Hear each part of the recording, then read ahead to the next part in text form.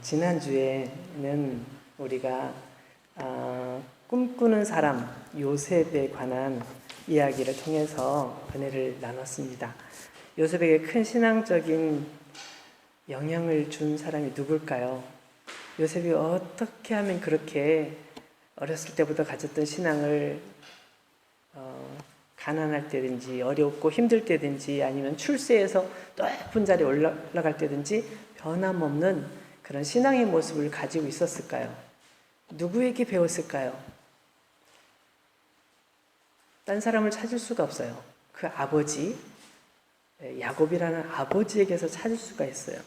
요셉의 아버지 야곱은 어떤 사람이었을까요? 오늘은 요셉의 신앙의 모델이었던, 롤모델이었던 그 아버지 야곱에 대해서 이야기를 나눠보려고 합니다. 야곱은 형 에서와 문제로 인해서 굉장히 형의 큰 미움을 받았어요. 형 에서는 화가 나가지고 야곱을 죽이겠다고 벼르고 있었어요. 그렇기 때문에 야곱은 더 이상 집에 있을 수가 없었습니다.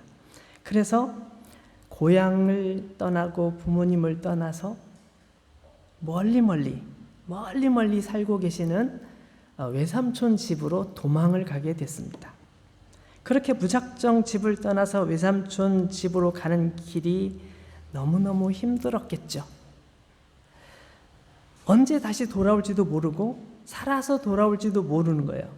그렇게 길을 가는 동안 날이 저물었습니다. 거기는 호텔도 없고 민박집도 없었던 것 같아요. 그냥 가는 길가에서 돌 하나를 가져다가 베개를 삼고 거기서 누워서 잠을 자려고 하지요. 이 그림은 바돌롬의 에스테반 뮤릴로라는 분이 그린 그림이에요. 그 그림의 일부인데요. 야곱의 꿈이라는 그림이에요. 야곱이 얼마나 피곤했는지 잘 보여주죠? 보이나요? 네, 좀 보인다. 네. 야곱이 지금 잠을 자고 있는데요. 보니까 옆에 자세히 보면 뭐 이렇게 하얗게 보이는 게 무슨 보따리 같아요. 자세히 보니까, 그림을 보니까. 그리고 보따리 위에 지팡이가 하나 있고 그 옆에 물병 하나가 있어요. 발견하셨어요? 네. 불을 안 꺼주셨으면 못 볼 뻔했어요. 그랬어요. 여기 옆에 있는 이 물병을 보면 이 야곱이 얼마나 목말랐을까? 얼마나 이 죽음에 대한 두려움, 이런 두려움으로 인해서 긴장하고 있었는지를 보여주는 저는 상징물이라고 생각해요. 이 그림을 그리면서 야곱이 얼마나 마음속에 부담감과 두려움과 염려와 걱정이 있었을지를 저 병을 통해서 보여주는 것 같아요. 모르겠어요. 제 해석이 그래요. 비록 고난 중이긴 하지만 야곱의 얼굴 표정을 보면 굉장히 편안해 보여요. 그죠? 지금 살아온 그런 시간에 비해서 너무너무 편안하게 잠을 자고 있는 그런 야곱의 모습을 볼 수 있어요. 시편 127편 2절 말씀에 보면 여호와께서 그의 사랑하시는 자에게 잠을 주신다는 말씀이 있는데 이 뮤릴로가 그린 이 그림 속에 보면 야곱이 꼭 그런 것 같아요. 고난 중에 있지만 하나님께 주시는 평온한 잠을 자고 있는 야곱을 보여주는 것 같아요. 근데 여기서 야곱은 꿈을 꾸게 되죠. 그 꿈은 정말로 신비로운 꿈이었습니다. 그가 잠든 바로 그 자리에서 하늘 꼭대기까지 닿는 긴 사다리가 땅 위로 쭉 올라가서 하늘 꼭대기까지 다 있는 거예요. 그리고 그 사다리 위에는 하나님께서 야곱을 위해 보내신 많은 천사들이 올라가기도 하고 내려오기도 하는 거예요. 천사들이 올라가고 내려가고 그렇게 하고 있어요. 그리고 그 사다리 꼭대기를 쫙 쳐다봤더니 쫙 꼭대기에 하나님께서 서서 계신 거예요. 이 뮤릴로는 그 부분까지는 그리지 않았어요. 의도적인 거겠죠. 근데 그 꼭대기에 계신 하나님께서 서서 야곱을 보고 계신 거예요. 원래 사다리는 낮은 데서부터 높은 데 올라가는 데 쓰는 기구잖아요. 그런데 야곱이 본 이 사다리는 땅에서 하늘에 계신 하나님을 만나러 올라가는 장소였어요. 또 하나님의 기쁜 소식을 땅에 전해주는 하나님과 만나는 장소였던 거예요. 근데 그 사다리 꼭대기에 계신 하나님께서 야곱에게 말씀해 주셨어요. 나는 여호와니 너의 조부 아브라함의 하나님이요 이삭의 하나님이라. 내가 누워있는 땅을 내가 너와 네 자손에게 주리니 네 자손이 땅의 티끌같이 되어 내가 서쪽과 동쪽과 북쪽과 남쪽으로 퍼져 나갈지며 땅의 모든 족속이 너와 네 자손으로 말미암아 복을 받을 것이다. 내가 죽는 일이 없겠구나 생각할 수 있겠죠. 나에게 복을 주시고 내 후손들에게 복을 주셔서 우리 후손들이 이렇게 번성하게 되고 나를 통해서 내 후손들을 통해서 많은 사람들이 복을 받게 되겠구나. 이 사실을 하나님께서 말씀해 주셔서 알게 되죠. 그리고 이어서 내가 너와 함께 있어서 네가 어디로 가든지 너를 지키고 너를 이끌어서 이 땅으로 다시 돌아오게 할 것이다. 내가 내게 허락한 것을 다 이루기까지 너를 떠나지 아니할 것이다. 나는 결코 너를 떠나지 않을 것이다. 라고 말씀하세요. 야곱은 깜짝 놀라서 꿈에서 깨어났는데 너무나 생생하게 꿈이 기억이 났어요. 야곱은 그날 하나님께서 주신 그 꿈을 소중하게 마음속에 간직합니다. 힘들 때, 마음이 답답할 때, 외로울 때 언제나 그 말씀을 기억하면서 힘을 냅니다. 사랑하는 여러분, 여러분은 어떻습니까? 여러분에게 꿈이 있습니까? 여러분에게 하나님께서 주신 것이 분명한 하나님께서 주신 꿈이 있습니까? 그리고 여러분이 정말 힘들거나 외롭거나 답답할 때 제일 먼저 그 꿈을 생각해 봅니까? 술 마시러 가자. 술 마시자.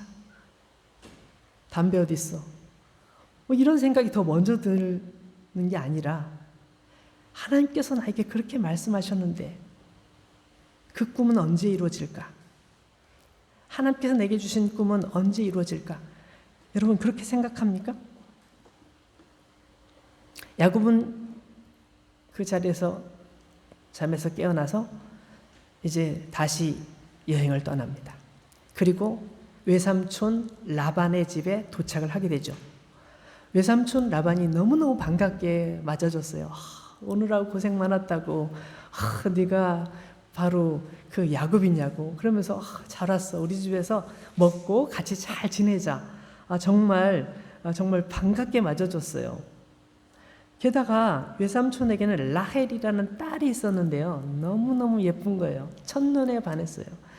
그래서 난 라헬하고 결혼하면 좋겠어. 막 이런 생각도 갖게 되고 어쨌든 그 집에 있었어요. 자세한 이야기는 지난주에 요약해서 막 복잡한 글을 도표를 해서 요약해서 드려서 오늘 설명하지 않겠지만 어쨌든 야곱은 그 집에서 열심히 일을 하면서 땀 흘려 일을 하면서 그 외삼촌을 도와서 일을 하면서 살았어요. 근데 알고 봤더니 외삼촌이 아주 야근 사람이에요. 나쁜 사람이에요. 정말 나쁜 사람인 것 같아요.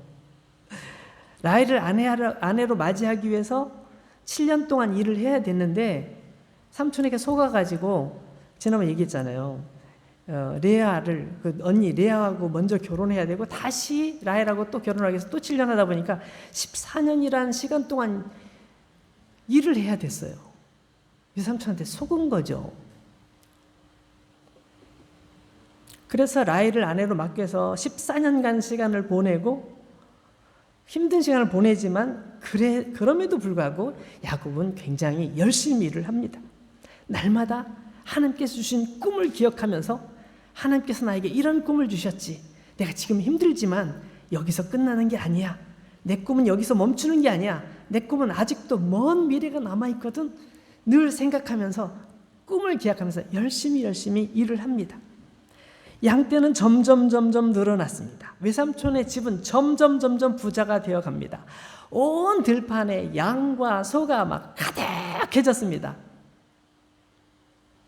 세월이 점점 흘러서 야곱도 아이를 낳습니다. 1명, 2명, 3명, 11명째 아이를 낳았어요. 11명째가 누구죠?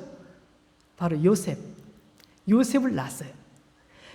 11명까지 낳는데도 문제는 뭐냐면 이 야곱에게는 재산이 하나도 없어요. 외삼촌이 아무것도 안 주는 거예요.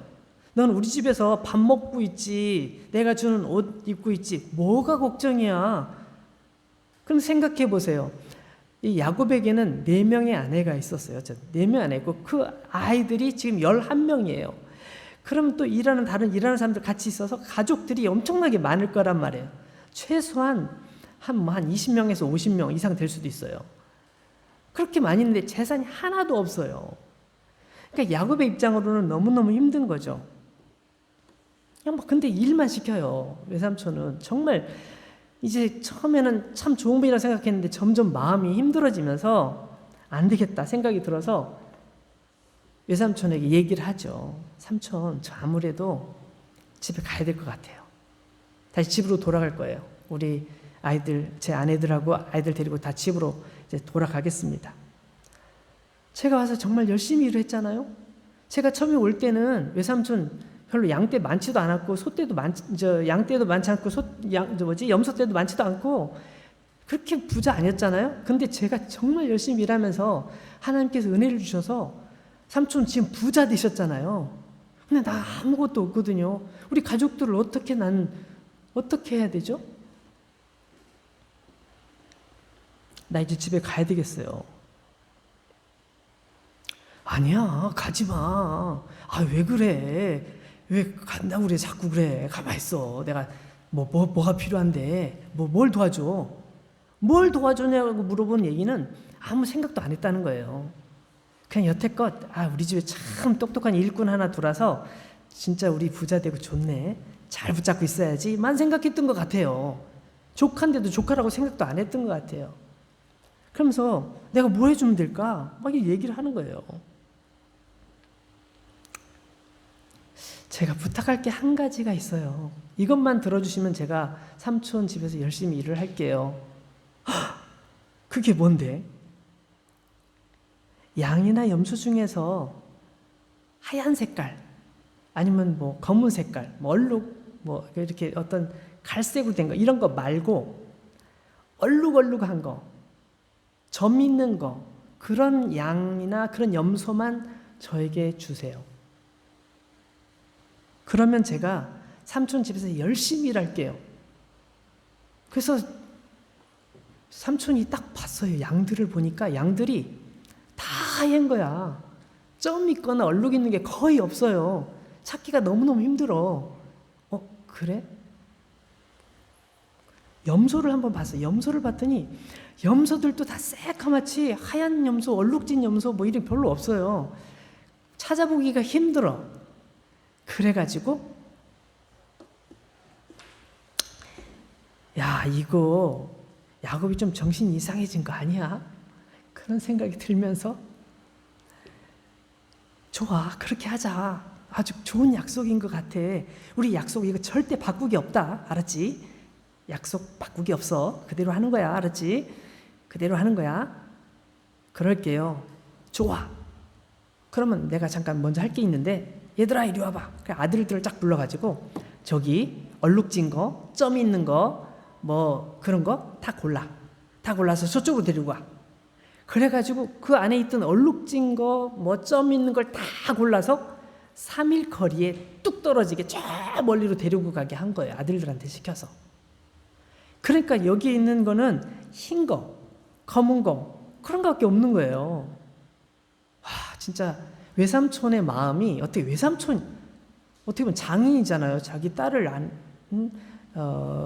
아내를 줬으니까 장인이시잖아요. 자기 사위가 잘 되는 걸 좀 기뻐하고 좋아해야 되는데 정말 이런 사람이 어디 있어요, 세상에. 사기꾼 중에 사기꾼이라고 말해야 될지도 모르겠어요. 근데 야곱은 좋아요. 내가 약속한 거잖아요. 괜찮아요. 그렇게 얘기를 하는 거죠. 여러분, 왜 야곱은 이렇게 약속을 했을까요? 어처구니 없는 약속을 했을까요? 그 다음 장면을 보면 야곱은 이게 무슨 나무죠? 미류나무, 포플러,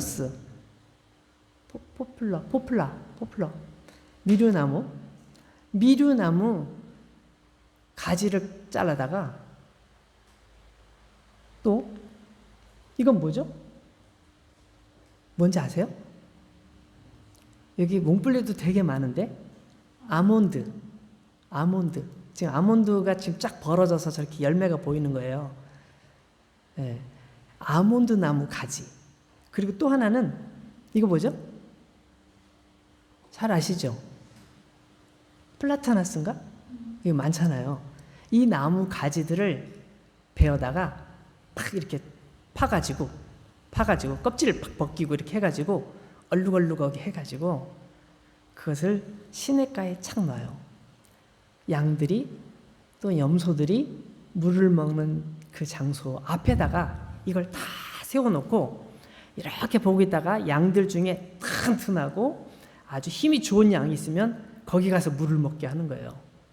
양들이 물을 마시고 나면 거기서 이제 아이를 갖게 되는데, 새끼를 베게 되는데, 그 아주 튼튼한 양이나 튼튼한 염소들이 거기서 새끼를 베는 거예요. 좀 약하고 비실비실한 그런 양이나 염소가 하면 너는 저쪽에서 마셔. 저쪽으로 이렇게 보내고 튼실한 양만 거기서, 튼실한 염소만 거기서 먹게 하는 거예요. 여러분, 이런 야곱의 행동이 이해가 가요? 잘 이해가 안 가잖아요. 오늘날 우리가 상식적으로 생각할 때 그렇게 한다고 얼룩얼룩한 양, 점 있는 양이 태어날까요? 아마 여러분 대부분 다 부정적일 거예요. 어떻게 그게 말이나 되는 얘기야? 라고 생각할 수 있을 것 같아요. 근데 나중에 외삼촌하고 대화하는 대화 속에서 야곱이 그런 말을 해요. 내 눈을 들어보라. 양떼를 탄 순양은 다 얼룩무늬 있는 것, 점 있는 것, 아롱진 것이니라. 라반이 내게 행한 모든 것을 내가 보았노라. 이것은 하나님께서 꿈속에서 야곱에게 들려주셨던 말씀이에요. 야곱이 꿈을 꿨는데 저런 꿈을 꾸게 해주신 거예요. 야곱이 꿈을 꿨는데 하나님께서 나타나셔서 야곱 때문에 많이 힘들지? 너 괴롭지? 걱정하지 마. 내가 앞으로 너에게 얼룩얼룩한 양은 다 너에게 줄 거야. 얼룩얼룩 점 있는 염소 다 너에게 줄 거야. 그러니까 걱정하지 마. 하나님께서 그렇게 말씀을 해 주신 거예요. 야곱은 꿈을 통해서 하나님께서 하시는 일을 봤어요. 그럼 머릿속에 늘 그게 남아있는 거예요. 하나님께서 얼룩얼룩한 걸 주신다고 했는데 얼룩얼룩한 게 몇 개 없어요. 점 있는 거 주신다는데 점 있는 게 얼마 없어요. 그런데 이건 하나님께서 주신 거예요. 그렇기 때문에 만약에 하나님께서 나에게 이렇게 말씀하셨다면 앞으로는 얼룩얼룩한 게 많을 거야. 점 있는 염소가 많을 거야. 그럼 어떻게 해야 되지? 내가 할 수 있는 최대한의 노력을 해보자. 그래서 그가 생각해낸 방법이 이 초라한 방법이었던 거죠. 그로서는 최선을 다하는 거지만 이게 될지 안 될지 모르지만 어쨌든 하나님께서 약속하신 약속에 대한 기대를 그의 마음속에 가지고 있었던 게 야곱이었던 거예요.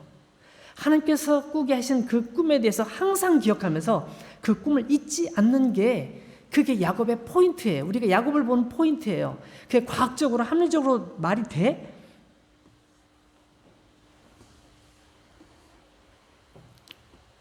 근데 정말로 놀라운 결과들이 나타나기 시작했어요. 양들이 새끼를 낳는데 이번에는 막 얼룩 있는 거, 점 있는 거, 막 이런 양과 염소들이 막 계속 태어나는 거예요. 다 건강한 양들이, 건강한 염소들이 막 계속 태어나는 거죠. 놀랍게도 그 양들은 어때요? 건강해요. 아주 힘이 있어요. 와, 막 점점 그 양들이 늘어나는 거예요. 그리고 오늘 31절에 뭐라고 되어 있어요? 마침내 부자가 돼요. 이에 그 사람이 마침내 번창하여 양떼와 노비와 낙타와 나귀가 많았다.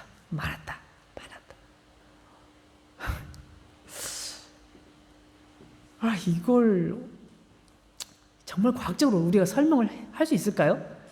근데 정말 과학자들은 또 이거에 대해서 보는 눈이 다르더라고요. 과학자들이 그렇게 얘기한 분이 있어요. 힘이 있고 좀 이렇게 그런 종류의 종들은 보통 잡종들이 그렇다. 순종들보다 잡종들이 좀 더 세대요. 힘이 강하대요. 그래서 그 속에 우성 그 유전자를 가지고 있는 그런 짐승들이 열성을 가지고 있는 그런 그 짐승들보다 더 건강하기 때문에 야곱이 했던 행위는 타당성이 어느 정도 있다. 이렇게 얘기를 해요. 근데 그게 그럴 수 있다는 거지 그렇게 된다고 우리가 말하기는 쉽지 않아요. 그러나 이것은 과학적인 그런 일이냐, 과학적인 거냐 아니냐 그것을 말씀드리는 게 아니에요.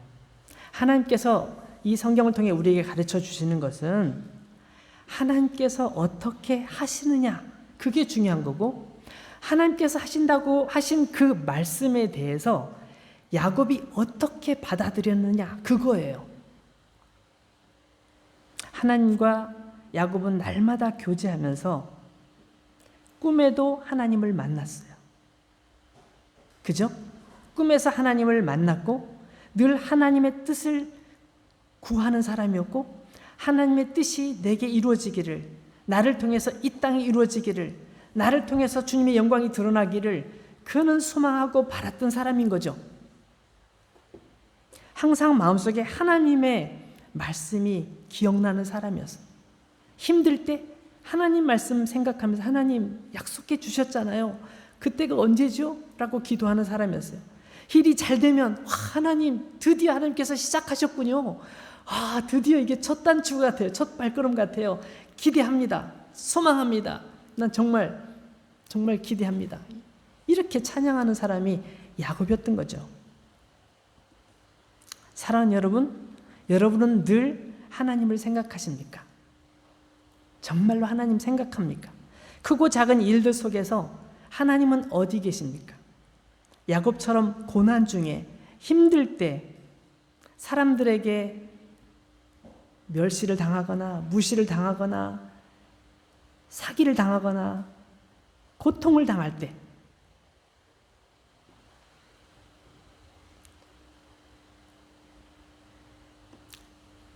야곱은 들판에서 양을 치는 한가로운 시간에도 하나님을 생각했을 것 같아요. 여러분은 어떻습니까? 한가할 때 누구를 생각하나요? 힘들 때 누구를 생각하나요? 즐거울 때 무엇을 생각하나요? 야곱은 하나님의 꿈이 이루어지는 것을 본 사람이고 그 스스로가 그것을 경험하면서 이루어낸 사람이거든요. 하나님의 꿈을 이루어낸 사람, 그 꿈이 이루어지도록 한 사람. 여러분, 이 구약 성경의 이야기들은 굉장히 재미있는 그런 이야기지만 그 이야기 속에서 하나님께서 우리에게 주시고자 하는 메시지가 분명하게 전달이 됩니다. 땅에서 볼 수 있는 게 뭐예요? 재산. 그걸 돈을 많이 벌면 하나님께 축복받아서 그렇게 말하잖아요. 왜냐하면 그게 눈에 보이니까 그렇게 얘기하는 거예요. 그게 축복이 아니고 저주일 때도 있는데도 불구하고 사람들은 그 사람 돈 많대. 하나님께서 축복해 주셨나 봐. 이렇게 생각하잖아요. 그래서 하나님께서 그런 도구를 사용하신 거예요. 그래서 야곱이 정말 큰 부자가 된 것을 보면 야곱은 정말 하나님께 복 받은 사람이야 라고 생각하잖아요.